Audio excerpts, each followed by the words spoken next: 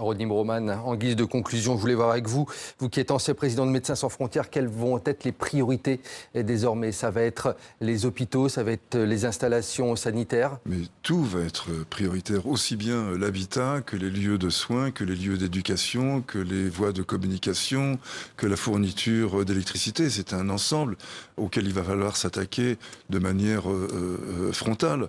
La question se posant alors du blocus. Est-ce que le blocus qui enfermait Gaza depuis 15 ans va être maintenu? À quelles conditions va-t-il être levé? D'où vont venir les intrants, l'ensemble des matériaux nécessaires à la reconstruction?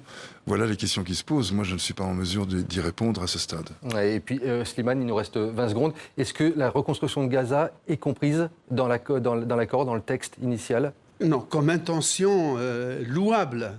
Et les Américains, surtout, en ont parlé pour se projeter un peu dans l'au-delà, parce que Netanyahou n'a jamais parlé du jour d'après, si tant est qu'il ait pensé qu'il y a un jour qui pourrait faire penser à un jour d'après.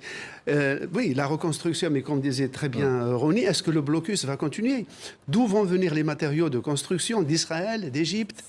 Sous quelle commission internationale palestinienne? Quel serait le rôle de l'autorité palestinienne? Va-t-elle revenir ou pas? C'est toute la question qui en va fait, être... Tout est à refaire. Tout est à refaire. Merci beaucoup, messieurs. C'est déjà la fin de cette édition spéciale. Merci Slimane Zeguidour. Merci Ronnie Broman d'avoir été sur notre plateau. Et merci à vous, Elie Barnavi, également d'avoir été dans ce 64 minutes.